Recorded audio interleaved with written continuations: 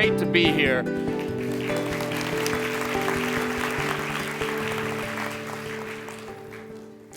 As a psychologist embedded in cardiology for over 20 years now, I've had the opportunity to see amazing strength.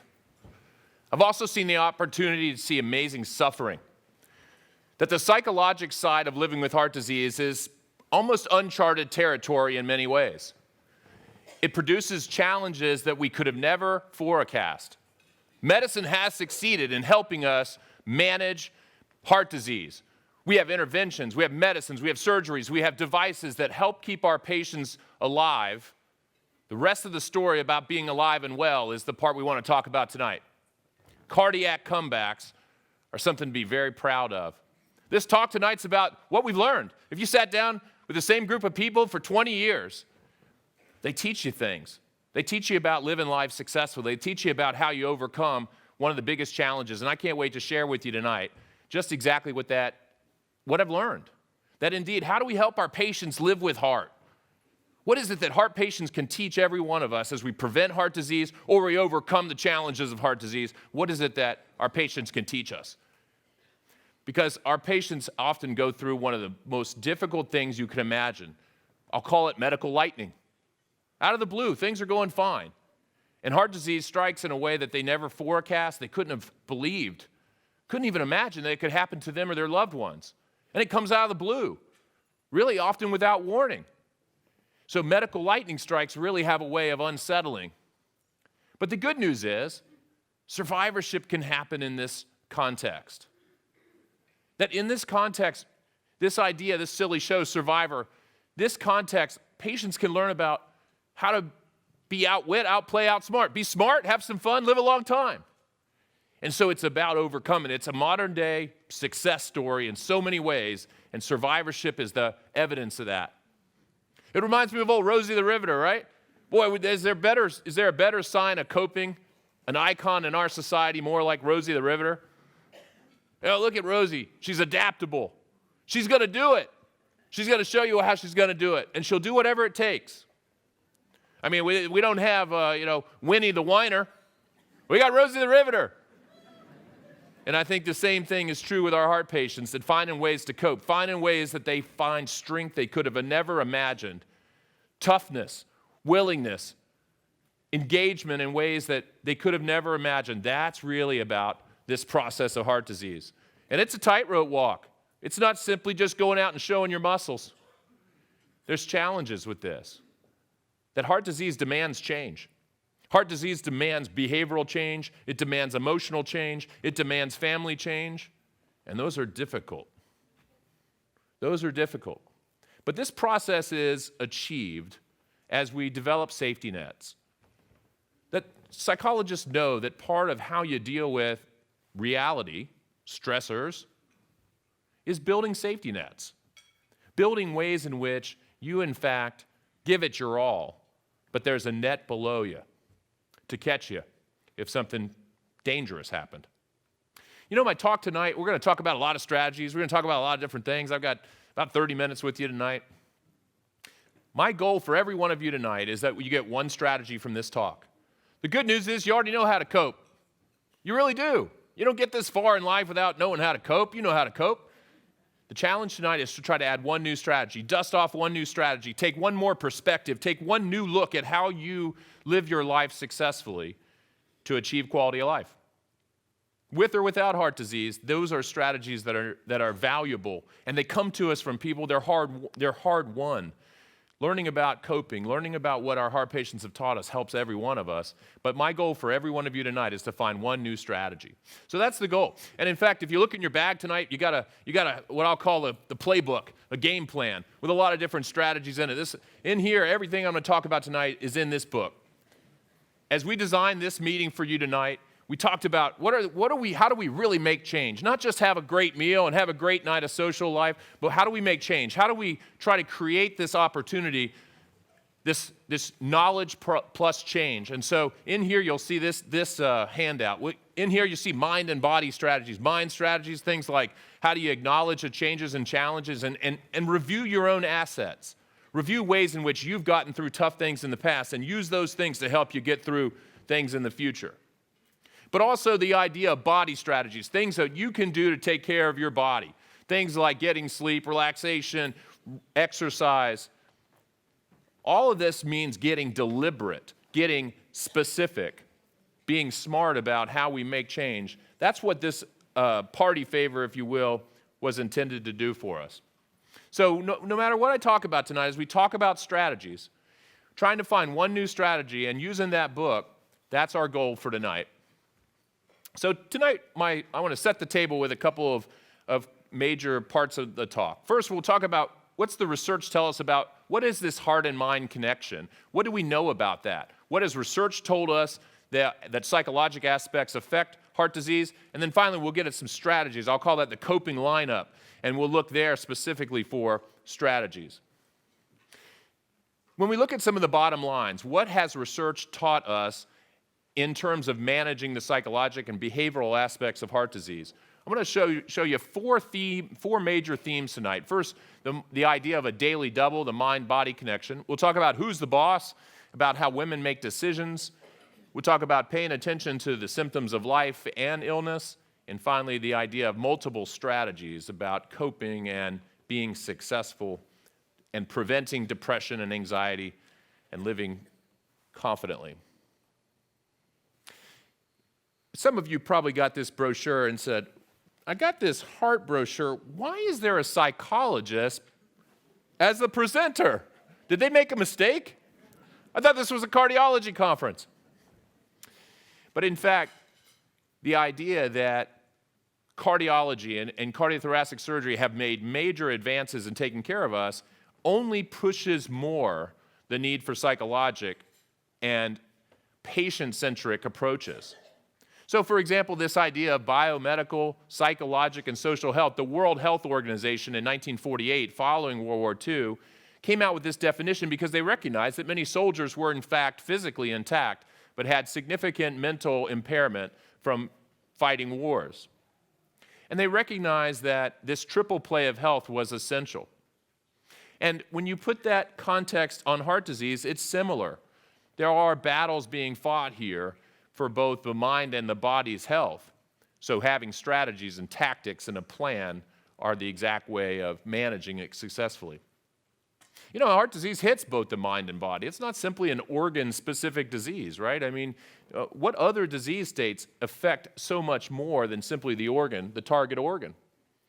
Heart disease does, in fact, take a hit on the body and the mind. So as a result, we need strategies for the mind and body. And the evidence is that, in fact, the mind takes a pretty good hit.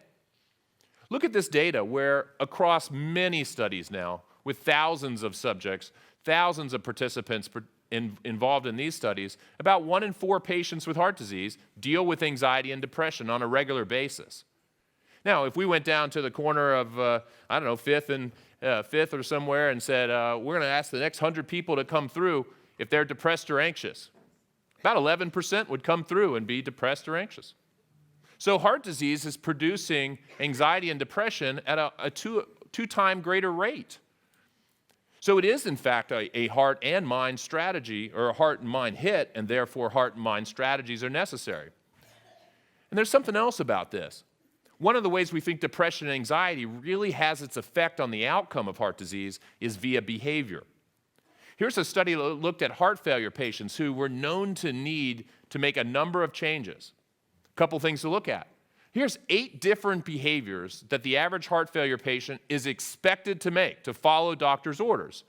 So not surprisingly, 75% can't get it done. So here you see, look at the different actions necessary. 10% did not take their medicines. 20% don't monitor their symptoms. 25% return to smoking. That's that general American national average, 25%. 30% low salt, have trouble managing salt. 39% continue to use excessive alcohol. 40% don't weigh daily. 48% don't eat low fat. And of course, the big bugaboo, 73%, not getting enough exercise. Now, the point of this is just not so much hey, look at all the things they're doing wrong, but look at how challenging it is to make change. Change is stressful. which is kind of ironic, right? Because the very thing we're trying to do is reduce stress, but yet make positive changes. So much so that many health advisors who look at national public trends of health have suggested the very thing that will be the blockbuster drug of the century is patient engagement. So what? Basically, getting patients to engage with us, to be partners in their health care, that if we can really achieve that, that's probably the most important blockbuster thing we could do. Wow, I mean, that shows the power of patience. It shows the power of patient behavior and how it might very much affect the outcomes that we hold so dear. So this first principle about the mind-body is, I think, well established. Who's the boss? Funny old show. Kind of made fun of the stereotypes of the 80s. Recent research from a major health foundation indicated that 80% of healthcare decisions were made by women. I kind of scratched my head on that one and said, well, about 100% of the decisions in my life are made by my wife. And indeed, 80% of healthcare decisions are made by women. What that means is that men are quite reluctant to engage in preventive care. Men are quite reluctant to even present with chest pain to the emergency room. There are known delays in how men examine symptoms and seek care. It is often the case that the health literacy of women save men's lives as well as their own. So it's quite appropriate for us to be here tonight, that in fact many of you are essentially the doctor in the house, making the decisions for most of your family. We have some data on that as well. As part of the Red Dress campaign, a national survey was done on the heart health of women.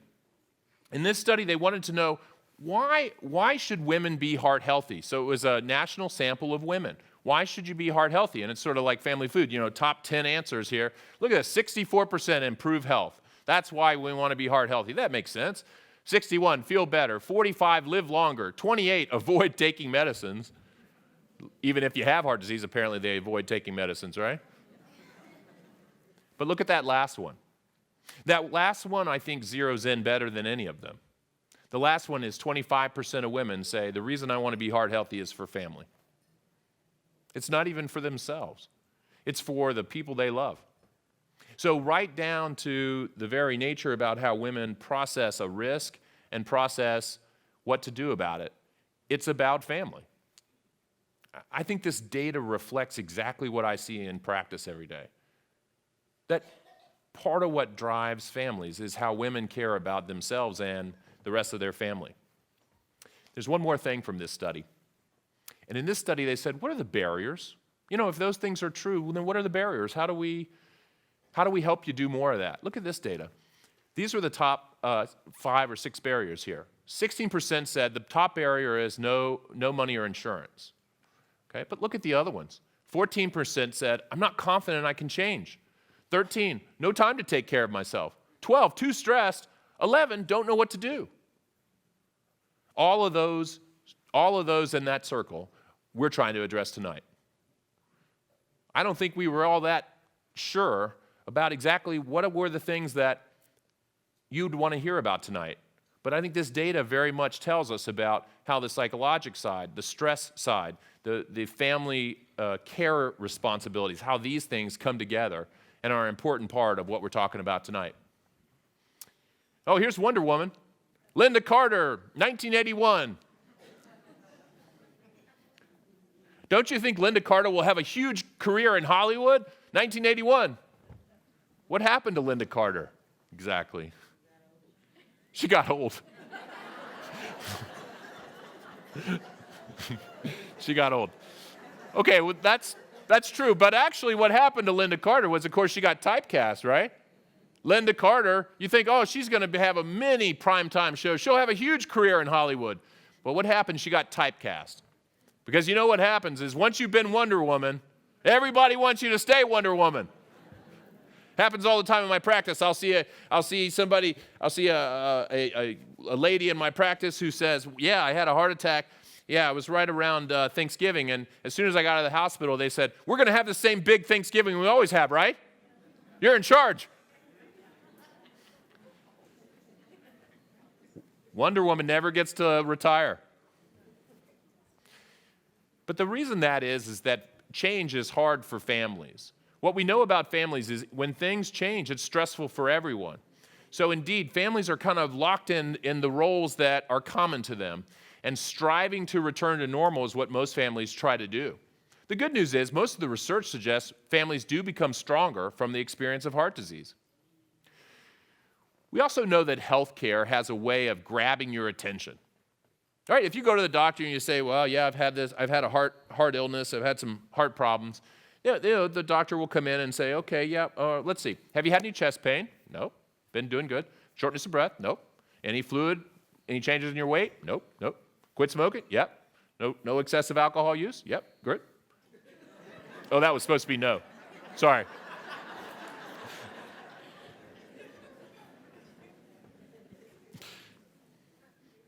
But that would be a perfectly reasonable clinic visit to check the signs and symptoms of heart disease. But what that does is trick you into thinking that the absence of disease is the presence of health. In fact, we have this saying in Florida. I'm a Florida person. I grew up in Florida, and we have a saying in Florida, and you kind of have it up here too, out on the Outer Banks. That is, do you have sand in your shoes? Do you have sand between your toes? I think they have this sort of signs that you can buy. And see, those are the symptoms of life. Could you imagine that clinic visit where they checked to make sure you didn't have any pulmonary edema or pedal edema or angina, that in fact they said, so you have all those things. Have you had your breath taken away from you from something that mattered more than anything you could imagine? Have you been somewhere where you said, man, this is right where I want to be right now. There's nowhere else I want to be on the planet than right here. Has that happened to you? Because that's what this is about. Those are the symptoms of life. That's how we overcome disease, by caring about something more than we can imagine. It's kind of like when the pirates come out of the tunnel. Yeah, that's when I get fired up, right? I know right then and there, there's no place else I'd rather be. What are those moments in life that are the symptoms of life? We can't always plan for them, but we got to notice them when they're there, and we'll talk about that as we go forward. See, these days, too, we also have some ways in which we can do something, not just not do something. Things like a Fitbit that can measure healthy actions, things we can do to say, hey, this is the evidence, I'm going forward. I'm not just simply not having disease, I'm having life. And I think that's the idea of what we're trying to do tonight, is talk about some life and have some fun tonight as we go forward. My final thesis before we get started into some strategies is this idea about how do we cope? As a young psychologist, I was really interested in how people coped with everything. I did extensive reading on everything I could find in terms of how human beings get through all the things that happen. How do people get through awful tragedies? How do people get through the stresses of life? I was fascinated by every aspect of that. One day I was at my grandmother's house in Orlando, and she said to me, you have been at the University of Florida a really long time. It's true. I went there, I was 17 years old. I left when I was 39 to come to East Carolina. I had bangs when I started there.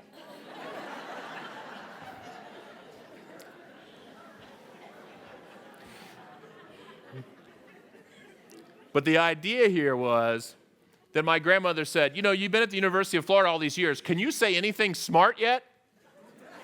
True. She said, tell me something smart. And I remember sitting there saying, I don't have any idea how to handle this. How do I say something smart? And I sat there for a while, and I said, I don't know. And she says, you hadn't said anything smart yet. So I sat there, and I said, well, I don't know. I said, Dee, if I had to summarize all the research I've read about how to cope with pain, how to cope with tragedy, how to cope with any number of medical problems, coping with cancer, coping with heart disease, and I could line up all that research, and I could boil it all down, we actually already know the answer. And she said, okay, you're maybe getting to the smart range. And I said, the Serenity Prayer. And she said, all right. I said, well, if you look at all the research on how human beings cope, it roughly falls into the idea, that I'll mess up here in front of you, but the idea that God grant me the courage to make the changes that I need to make. Something like that. God, grant me the serenity to accept the things that I can't change. Yeah, you got that. And the wisdom to know the difference. And I said that, my job as a psychologist is to help people make sure they can develop both of those kinds of strategies and use them when they need them. Now, said differently, we're a society that is all about making change. I mean, we'll just jump into making changes. Cardiac rehab, yeah, I'll exercise this disease away. But as a society, we struggle greatly with the idea that grief happens, that emotional heaviness, losing something you love, losing somebody you love, losing the ability to do something you love requires grief and requires strategies that aren't sexy. They ain't macho. They're really about accepting change and somehow finding that wisdom to know the difference, because both strategies are necessary. And research into how people cope with all the things I mentioned suggests that those who do it best have strategies about both. They make the changes necessary, and they deal with the reaction that the changes prompted. Tonight, what I want to do is try to add strategies to one or two of those piles, to separate the things out we have into things that we've got to accept and things we got to change. And that's what we're going to do tonight, is talk about strategies, because that's what evidence in this literature suggests, that people who can be adaptive or find different kinds of strategies seem to do the best. So we're going to talk about a coping lineup tonight. We're going to talk about a set of TV shows that I think can teach us a few things about living successfully. And we'll talk about first this idea of how your outlook affects your overall well-being. We'll talk about lifelines. We'll talk about doing what you love, getting smart, and finally keeping calm and carry on. And I hope we'll have a fun evening here as we talk about these strategies, and we try to add one new strategy to what we're talking about. And we'll start this idea tonight with one of the most important strategies, and that is our outlook. How is it that we see ourselves? The idea that somehow, are we survivors or victims? Because it turns out when bad things happen to us, we can define ourselves as both victims and survivors. Victims, for example, talk about what's been lost. They talk about how things were different before. Survivors talk about what's ahead or what they still have. Both are actually true. Heart patients encounter both victimhood and survivorship. They are both present. It's a psychologic challenge to turn toward the survivor side, to identify that which goes forward. It's called state-dependent memory. That what happens is, as if you see yourself as a victim, then you look for evidence of your victimhood. You look at how what's been lost is awful. But if you can help move toward that survivorship notion, you start to look for things that you can do. And that process is a really important one. I had a patient who had a cardiac arrest on a bus. He was riding on a public bus, and he went into a cardiac arrest. He wasn't working out or anything. He was just on a bus. He came to me because he had terrible trauma from this. He had to be resuscitated on the bus.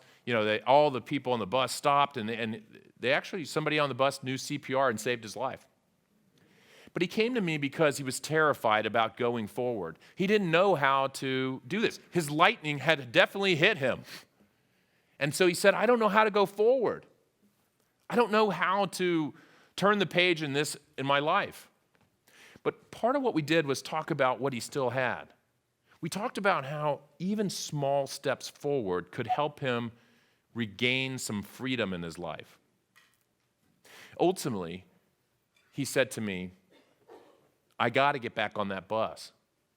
And I said, why is that? He said, because I finally figured out I'm too strong to die on that bus. That's survivorship. That's saying, bring it on. Bring it on. You want some of this? Come get some. Yeah? That's pretty good stuff. He's putting the swagger back in him. You know what else? I see a lot of female heart patients who come to me and have maybe a big surgical scars or have a device that a pacemaker or defibrillator that leaves a scar and does change their silhouette. They look different. And some of these young women who have maybe even had heart surgery when they were children come forward and say, Dr. Sears, I'm worried that no one will ever love me, that I don't look like the other girls at the beach, that the scar stands out. How will someone love me? How will someone see me as attractive? And one of the things we talk about is this process of, well, what does the scars mean? What do they mean to you? They say, well, they mean that I was dedicated to living life. I was dedicated to doing that. And we spend time starting to work on this idea that perhaps those scars actually represent markings that other people could see as wisdom. Those scars perhaps give them transcendence, some understanding that actually all of our lives are fragile. But survivorship means overlooking the fragility and focusing on the strength that those scars represent. Those young ladies often have more wisdom and insight about life than anybody else. Now, we know all about coping, right? We have all these silly reality shows. I'm convinced the value of a reality show is that we all like to see how crazy people get on shows and that we want to see how they cope. Even The Bachelor focuses mostly on the breakups, right? And the scenes in the limo and all that, they cry and all that. We're watching to see how these people cope. I think coping's kind of interesting. I think people like on Survivor really love that kind of idea. But my concept for survivorship tonight, as we finish this first strategy, is recognizing how do you build safety nets that do, in fact, allow you to be courageous. If you were on Cirque du Soleil and you watch those amazing performers up top, what you don't see in the audience is the safety net below the stage. While they're amazing performers, they know there's a safety net below. That's how we deal with heart disease, building safety nets, whether that safety net be your doctor, your device, your medicines, your hospital system, whatever that is. Building that safety net means knowing that you can live life, you can jump for that trapeze and not worry about falling because of safety net below. That's how survivors roll. That's how survivors figure out a way to turn threats into opportunities. Who wants to be a millionaire? A second important strategy tonight is, if you were on the show Who Wants to Be a Millionaire, you got to have 5 people you'll call, and they'll answer in one ring, apparently. I don't know about you, but everybody I call won't even answer. I called my mother this weekend, and she said, why you call? Just text. She's 70 years old.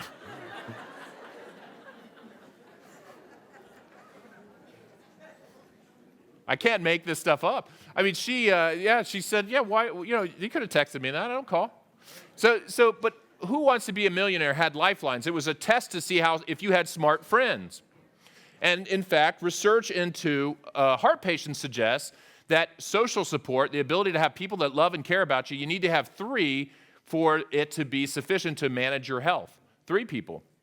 Now, you know how the show goes on Who Wants to Be a Millionaire. They'll have something like, what is the capital of Australia? And the contestant will go, I'm not sure. Sydney, I don't know. Let's call my Harvard geography professor. And you know how it goes, the lifeline, they pick up in one and the person reads it, what is the capital of Australia? And the Harvard professor goes, that's highly significant. I'm going to think about that a little bit. And then you're out of time. I always say they should have called an East Carolina professor, but the perfect lifeline lets the contestant down sometimes. And it's not that the perfect lifeline isn't perfect. The perfect lifeline is just a human like all of us. And so research suggests that we need 3 people who can support us in the process of emotional adjustment. And indeed, we know that from social support. It's kind of like this found dog here. It says, found dog, now we are bros. So he's staying. Hey, don't call. Don't make it weird. The whole idea of social support, having people or animals who love you is part of that process of finding support as you go through the process of heart disease or other major stressors. I'm often asked, what's the right thing to say? If I wanted to be supportive to my perfect lifeline, what's the right thing to say? And if you'll see in here, one of the strategies we have is we talk about the ability to reassure the person you love, hey, we're a good team. We're in this together. To also instill hope and say, hey, whatever it takes, we're going forward. Those sound like survivorship statements, don't they? They sound like that idea of providing supportive communication, normalizing some of the concerns. Yeah, it's stressful. Let's go forward, though, that's the idea of building social support. And that plan is in your book as well. But if tonight you heard me say, okay, well, I'm going to be a survivor then, I got that. I'm going to sort of focus on what I got, not what I've lost. I'm going to focus on building people who understand me, people who I can call on. That's a second strategy. I got that. Well, wouldn't it be kind of shallow if somehow your actions didn't back that up? You know, I have a friend who loves to play golf, and he says to me all the time, hey, let's go play golf Saturday. Let's go play golf Saturday. And I say, no, there's other stuff I want to do. I got a lot of other things I want to do. No, let's go play golf. And he's like, man, you're a jerk. I mean, why are we friends? You never go. I ask you all the time. Then he calls my wife and say, hey, put him in the driveway Saturday with his clubs. I'll pick him up. And what's so great about my friend is that he says, you know, I don't know why we're friends. You know, you complain all the way to the golf course. You complain all the way off the first tee. You're awful. I wish you'd shut up. But he goes, you know why I put up with you?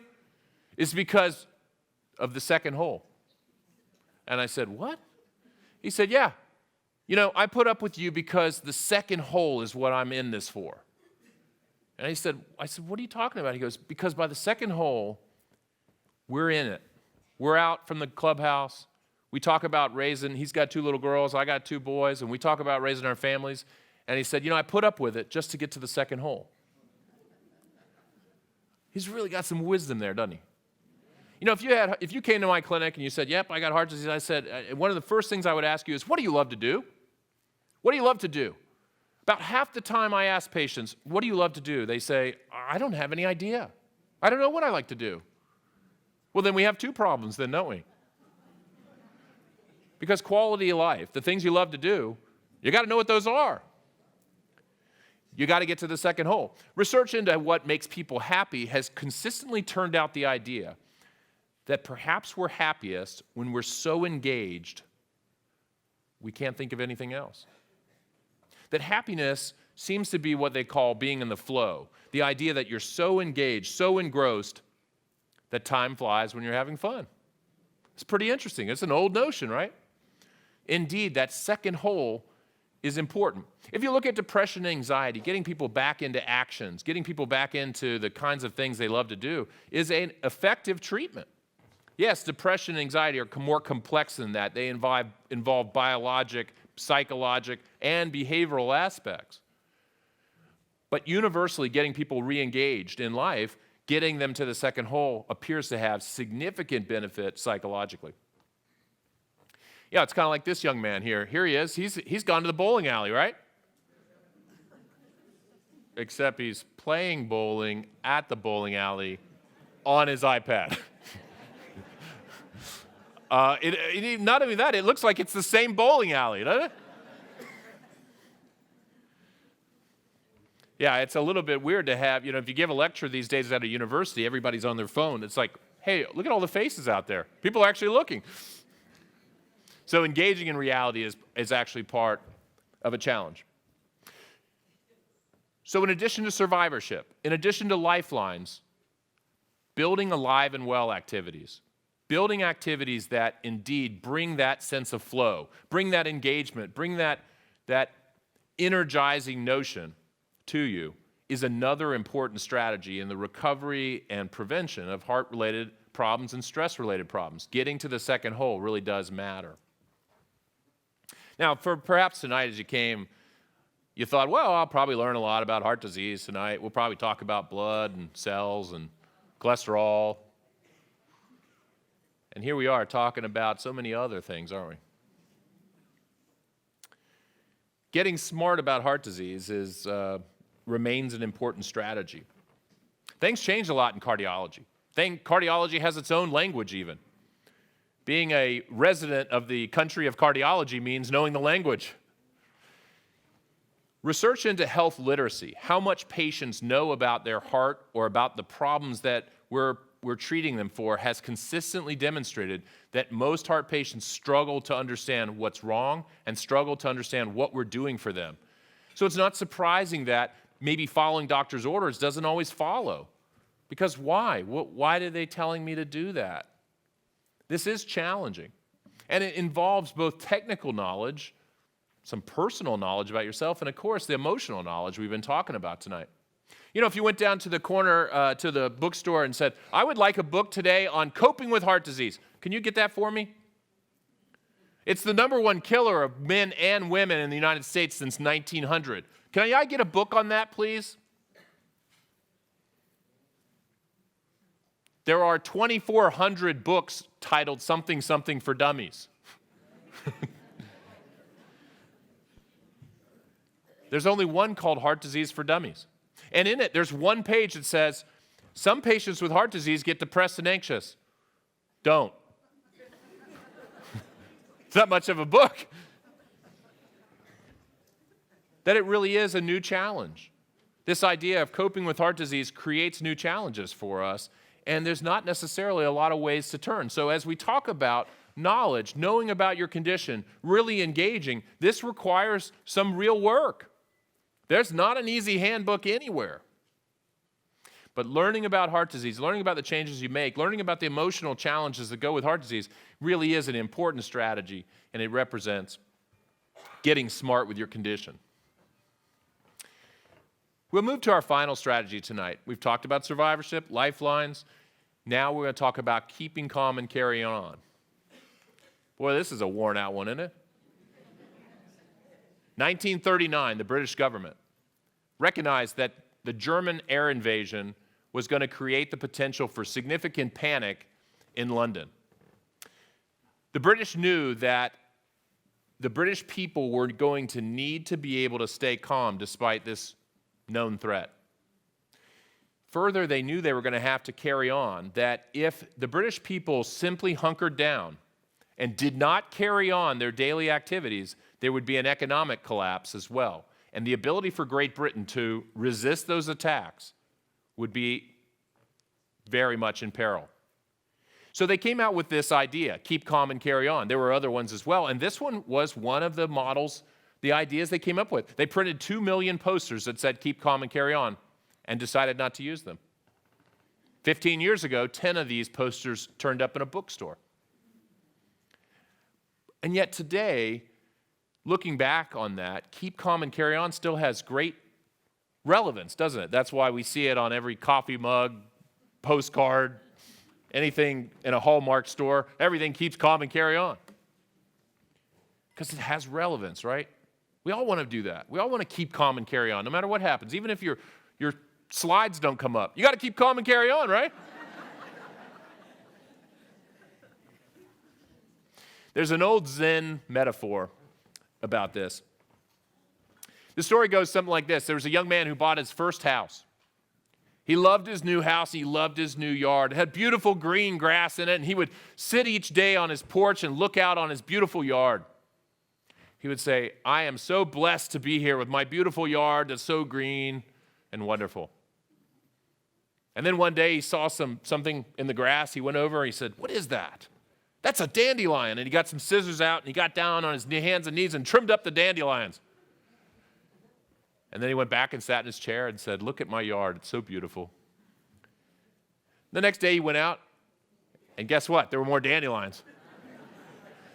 And then he looked over and he said, oh my gosh, there's dandelions in my neighbor's yard too. And so he got down on his hands and knees and trimmed them all up.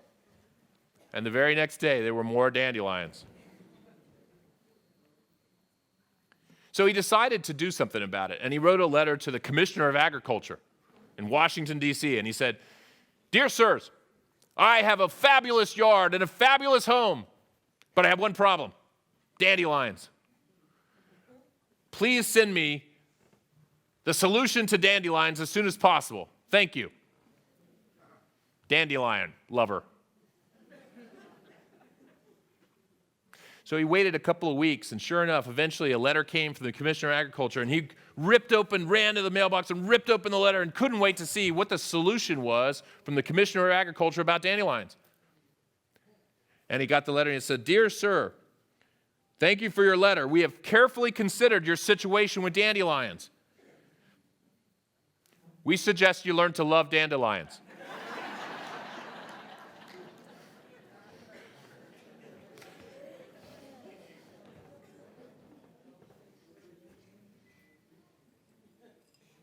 Dandelions are like stress, aren't they? That the very notion about trying to somehow stamp out stress, stamp out emotion, stamp out negativeness, try to stamp that out. You know, if you watch these sort of pop psychology shows, yeah, just be positive. It's a little bit like saying, there won't be any dandelions. Learning to tolerate stress, learning to tolerate negative emotions is part of this process. Finding some peace among chaos is part of keeping calm. Dandelions don't hurt anything. They may be annoying, but death by dandelions low. What about carrying on? What does that even mean? As I mentioned, it was the British who needed to continue to carry on. They needed to find small ways that they, in fact, did carry on. And heart disease is like that as well. Finding small victories, small ways you make small changes. Research into how people lose weight, exercise more, take their medicines, engage in new behaviors is small. Small wins the day because they add up over time. Just like the Tour de France, you know, a little bit of victory every day adds up over time. That's what heart disease is like as well. And that's part of carrying on. We have lots of evidence now of how to do that. Things like Fitbits, ways in which we can demonstrate small victories, small ways that we indeed succeed. So tonight, we've talked about a lot of strategies. We've talked about a survivorship outlook, finding a way to overcome victimhood. We've talked about lifelines, finding and being a good lifeline, helping other people, as well as receiving help by having a good team. We talked about getting to the second hole. We talked about getting involved in the activities we do, even though there are hassles between where we are and where we want to be. We talked about getting smart, learning about heart disease, knowing about how to manage your health and be fully engaged in that. And finally, we talked about keeping calm, dealing with dandelions, and finding ways to create small victories. See, because this is the idea. The goal tonight was to find one new strategy, one new thing, one idea that sticks with you tonight. That's all I'm after, because you know how to cope. This is just reminding you of one new strategy to do that. At the end of the day, quality of life is truly an achievement. Having the kinds of things in your life, having the kinds of people in your life that you love, that you want to give everything you got to, is quality of life. We can't implant quality of life. We can't surgically fix quality of life. Quality of life is an achievement based on strategies, based on tactics, based on want to. That's so much about survivorship. It reminds me of this guy's tattoo that I love so much. Look at this one in the middle. It says, "From struggle comes strength." And across his knuckles, you can see it says L-I-F-E, life. From struggle comes strength. Isn't that the ultimate? To encounter a stressor that you thought you could never cope with and somehow find a way to be stronger. To me, that's the ultimate. That's the ultimate about survivorship. Thanks very much.